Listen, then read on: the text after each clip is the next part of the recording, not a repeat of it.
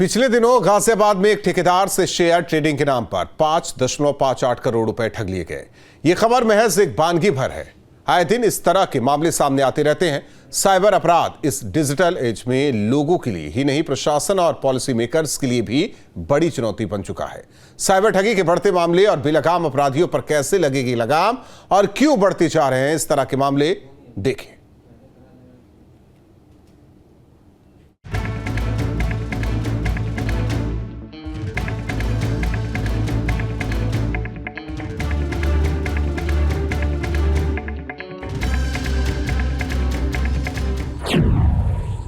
Digital युग में अपराधियों की नजर।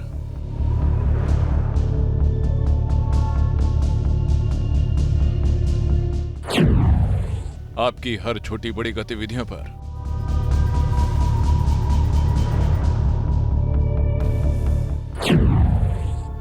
जरा सी चूक पड़ सकती है भारी।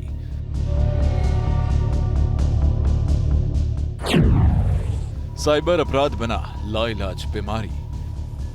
इंटरनेट के जमाने में डिजिटलाइजेशन के बढ़ने के साथ साथ इससे जुड़े अपराध भी बढ़ते जा रहे हैं। साइबर अपराध पुलिस और प्रशासन के साथ साथ पॉलिसी मेकर के लिए भी बड़ी चुनौती बन चुका है। इस पर काबू पाना और अपराधियों के तौर तरीकों को पकड़ पाना सरकार के लिए परेशानी का सबब बन चुका है। परंपरागत सिस्टम में काम करते सरकारी विभाग अभी तक साइबर अपराधों के सामने पंगु साबित हुए हैं और यही वजह है कि देश में आए दिन इस तरह के अपराध सामने आते हैं। लोकसभा में पेश की गई एक रिपोर्ट के अनुसार साल 2022-23 में उत्तर प्रदेश साइबर अपराधों के मामले में देश में पहले स्थान पर है। साइबर अपराधियों ने इतने समय में 2 लाख लोगों के साथ 721.1 करोड़ रुपए की ठगी की है, जबकि इतने ही समय में देश भर से करीब 12 लाख ठगी के मामले सामने आए थे।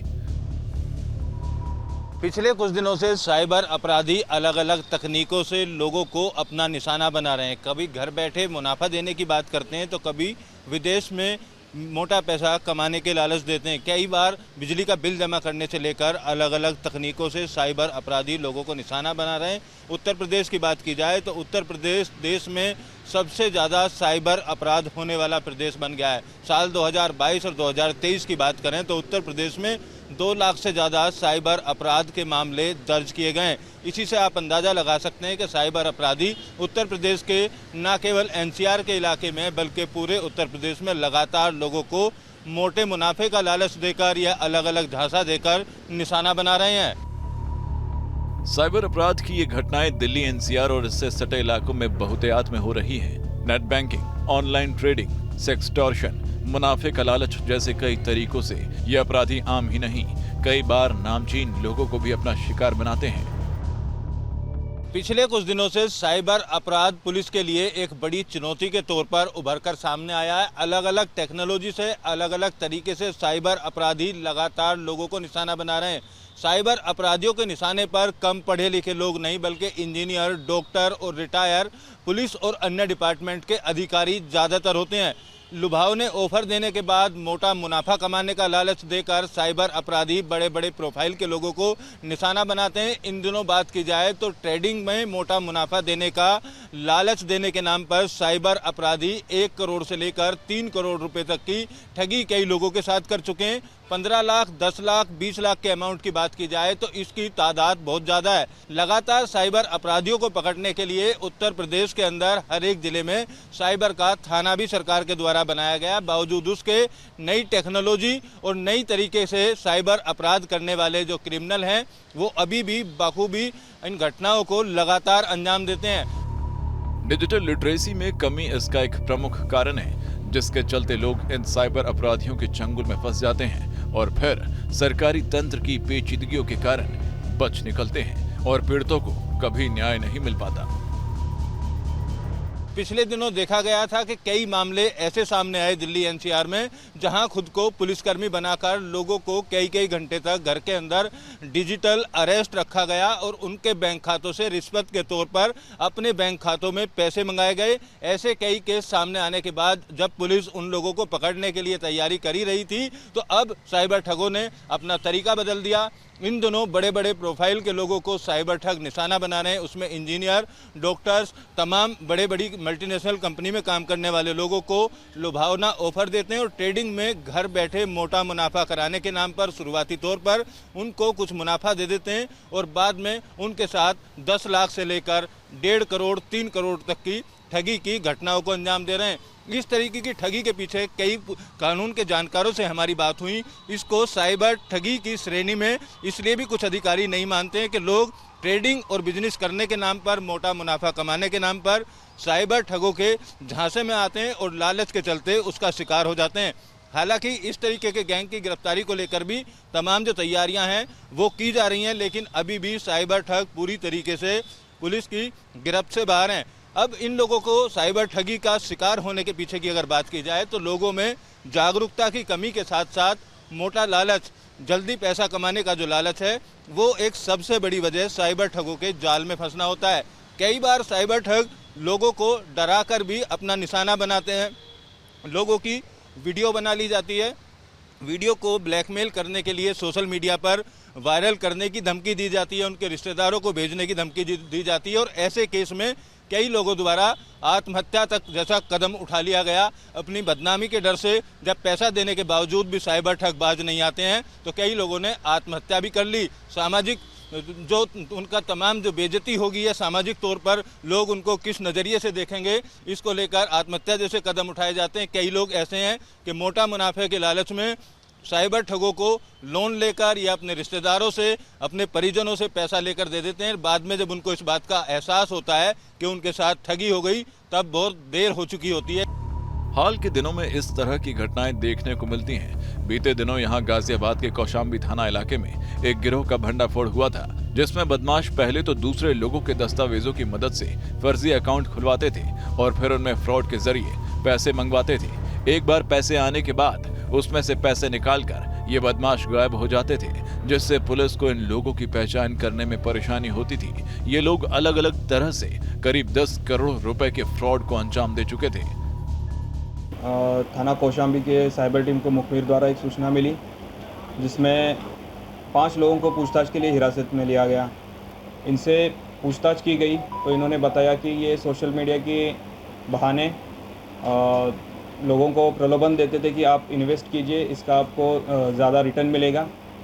शुरुआत में कुछ स्टेप्स में ये उनको रिटर्न भी देते थे और बाद में बड़ी अमाउंट जब उनसे लेते थे तो इनको रिप्लाई देते नहीं थे और ग्रुप बंद करके गायब हो जाते थे।